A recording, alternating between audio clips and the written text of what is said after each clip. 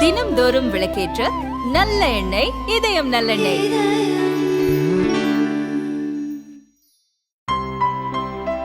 இனிமே கண்ணை மூடிட்டு கடலை எண்ணெய் வாங்கலாம். ஏன்னா மந்த்ரா கடலை எண்ணெய் இதயத்தின் தயாரிப்பு. தமிழகத்திலிருந்து இலங்கைக்கு கடத்தப்படும் அத்தியாவசிய மருந்து பொருட்களை தடுக்க முடியாமல் போதை தடுப்பு பிரிவு போலீசார் திணறி வருகின்றனர்.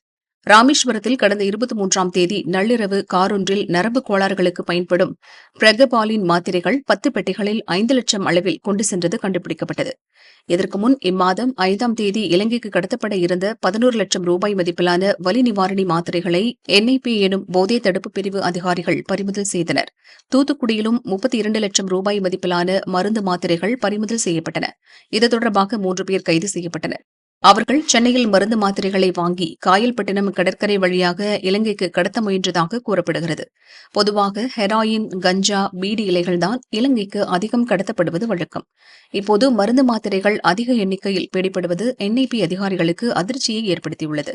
இது தொடர்பாக NIP அதிகாரி ஒருவர் கூறியதாவது: இலங்கையின் பொருளாதார நெருக்கடி காரணமாக மஞ்சள் உட்பட பல்வேறு பொருட்களை இறக்குமதி செய்ய அந்நாடு தடை விதித்துள்ளது. இதை பயன்படுத்த தமிழகத்திலிருந்து படகுகள் மூலம் ஏராளமான பொருட்கள் கடத்தப்படுகின்றன. கடந்த 23இல் பிடிபட்ட பிரகபாலின் மாத்திரை நரம்பு ஊட்டத்துக்கு பயன்படுகிறது.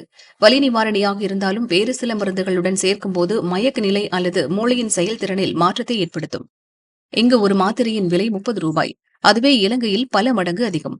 இந்த வித்தியாசத்தை பயன்படுத்தி அதிக லாபம் சம்பாதிக்க கடத்துகின்றனர். இது தவிர நோய் எதிர்ப்பு சக்தியை அதிகரிக்கும் B1, B6, B12+ ஊசி மருந்து குப்பிகளும் சிப்மோல் மாத்திரைகளும் அதிகம் பிடிபட்டுள்ளன.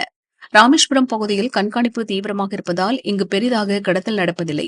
பெரியபட்டணம் உள்ளிட்ட கண்காணிப்பு குறைவான பகுதிகளை மையமாக வைத்து கடத்துகின்றனர். அங்கும் ரோந்து பணிகளை தீவிரப்படுத்தியிருக்கிறோம் என அவர் கூறினார்.